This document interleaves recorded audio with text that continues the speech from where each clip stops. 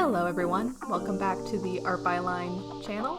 Today we're doing a painting just of a landscape. This is just a picture that I found online that I'm sketching out and painting here today. And I'm pretty rusty. I haven't done a lot of watercolor, and especially not watercolor landscape in a while. So it was really nice to kind of get back in the groove and put some paint to paper.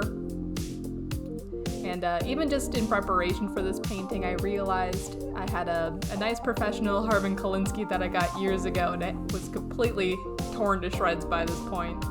So I actually had to run out and get some brushes before this. So as you can see, I'm using a round 8, and on the side I have a round 6, and that's all I used for this painting. And if you're just starting out, I think that just those 2 rounds are sufficient to get started. You know, if you like watercolor after you try it, I would definitely recommend adding like a rigger and maybe like a flat wash brush. I definitely will get some again once I get around to it, but for now these will do the trick. As for my watercolors, on the side there I have Daniel Smith professional watercolors. For the most part, I do have like a Senlier red. I might have some others that I just wanted to try. But they're mostly Daniel Smith, and that's just in an old Jane Davenport palette that I got years ago. And in terms of professional watercolors, Daniel Smith does, a fantastic job, but I think everything else I've tried has also been great, so I'm not really sure you can go too wrong if you want to dabble in, getting tubes of professional watercolors as well. The paper is just some Arches cold pressed paper. Cold pressed just has more of a grain and more of a texture to it on the surface than a hot pressed paper. And Arches is very good quality, they're very well known for it. And honestly, it does make such a big difference when painting. I did try this a time or two onto some student grade cold pressed paper, and it's not the same, it's not as easy. Even at this part where I'm painting the crests of these waterfalls, you really want the paint to catch on the grain and do a lot of the work for you. So it's very helpful when you have some nice paper. Of course, it's not necessary to make a good piece. You can do great things with very cheap supplies, but it helps. I think too, one of the reasons I really wanted to practice some landscaping again is it's getting to spring and summer, and I would definitely love to put together a little mini watercolor kit and do some landscaping outside. We have some great parks in the area that I love to go to. It's always fun to do some plein air sketching or whole paintings.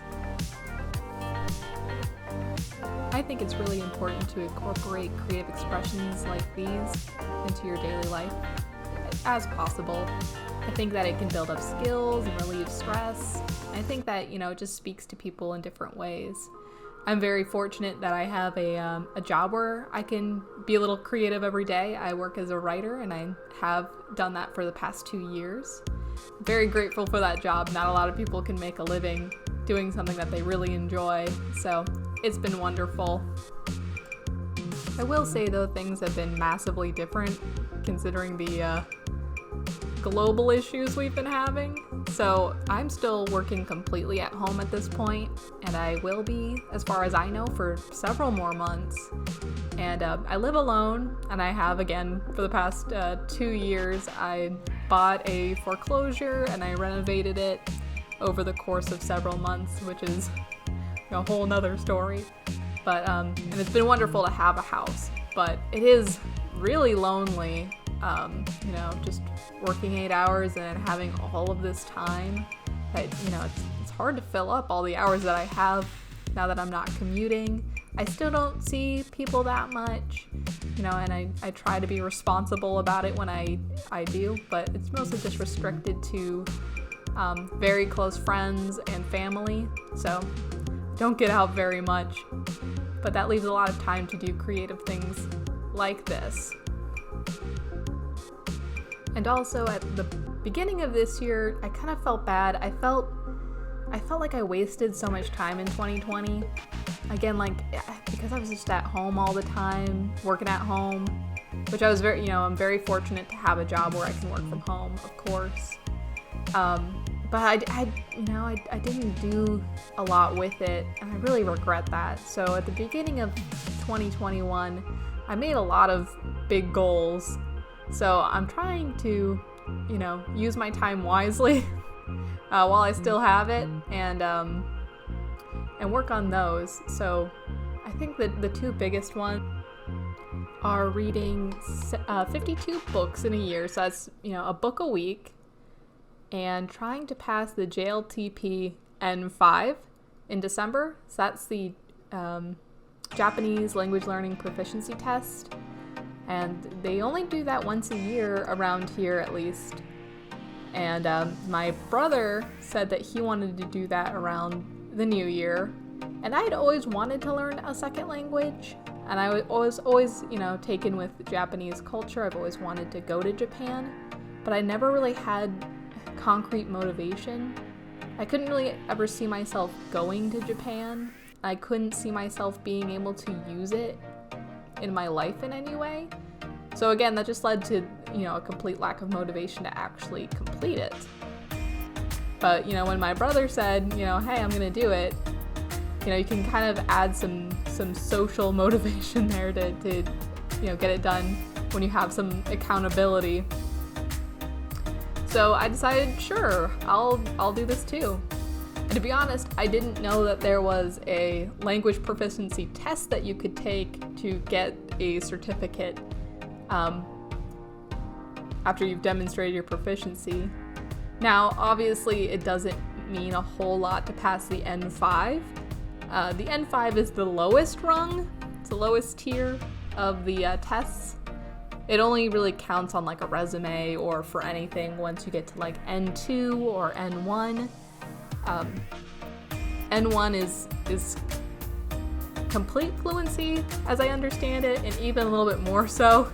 I've seen videos of native speakers talking about how they would never talk like the people, like the examples that you get in the N1 test book. Like, it's just like way too scientific, way too wordy. So I think, if I do well this year, and I'm on track, I'm doing pretty well as it is, then I'll probably shoot for the N2 eventually, and I probably won't bother with the N1, because, if that's not native speech, then I don't see the point. Now, as for my goal of reading 52 books in a year, I'm also doing pretty good at that. I just finished listening to number 16, which was Essentialism by Greg McNowan. No idea if I'm pronouncing that right. But yeah, a lot of the books that I've been engaging with have been audiobooks, just because with everything else that I'm doing and everything else in my life, it's just much easier to listen to a book while I'm doing the dishes or cooking dinner. And I apologize, here in the painting you can kind of see it skipped ahead a little bit. My camera failed, and I hadn't noticed it until like 20 minutes later, so sorry that we missed a little bit here. But yeah, I'm still learning a lot about recording videos, and every day it seems like I'm learning dozens of things. But anyways, Essentialism was very good. I'd recommend it if you're in need of a good book. It's a nonfiction. It's a little self-helpy. Those are the books that I really like personally. I've also just really been enjoying asking friends and family for their favorite books, their book recommendations, and I find that it's a great way to remember what you've read as well. So the number one way to remember something is to talk about it with somebody else. Your brain really prioritizes human interaction and things that are socially relevant. So, the benefit of borrowing books from people that you know is, one, you don't have to, go to the library, buy a book, track it down, whatever, to obtain it. And then afterwards, you get to talk about it, and that helps you remember it. And in addition, it really makes people feel like you care about them, like you want to know that part of them. I really feel that people's favorite books or books that they enjoy say a lot about them. So again, it just it reinforces to the people that you care about that you're interested in who they are as a person and what might intrigue them in a good book. So being at 16 books right now, this is week 11, I believe, so I'm 5 books ahead, which is a great place to be. I'd love to even surpass my goal. It's a little ambitious, but we'll see how it goes. But the other nice thing about being a little bit ahead is, again, audiobooks are nice. They, help kind of work books around your schedule, but they're not my favorite. You don't get as immersed. It can kind of be easy to lose focus as they fade into the background and you're, focusing on work or taking a shower or cooking or whatever else you're doing. So I do enjoy paperbacks and, physical books for their more immersive qualities. So getting a little ahead now means that I'll have some time for the giant pile of books that I've been given. So, and those will include a lot more fiction, which I'll be happy to get to since, again, a lot of what I've been reading right now has been nonfiction. I'd be very curious if you guys have any books that you've been reading currently or any favorites in general that you have, if you want to leave those in the comments. Again, I could use as many suggestions as I can get my hands on, because I think even going forward, I'd still like to do 32 books every year, but that requires a lot of suggestions. I'll have to have a lot of books in mind. There are a few that I really enjoy that I would read every year, but that's only so many. It's only a few.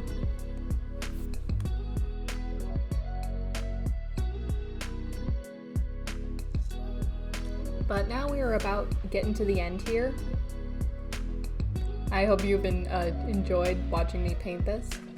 I am looking forward. A few of the next videos will be working on my traveler's notebook inserts, so I'm going to be, painting or illustrating on all of those and putting those together for my setup. So stay tuned. But I think that's about it for this video. Thank you guys for watching, and I hope you have a great week. Bye!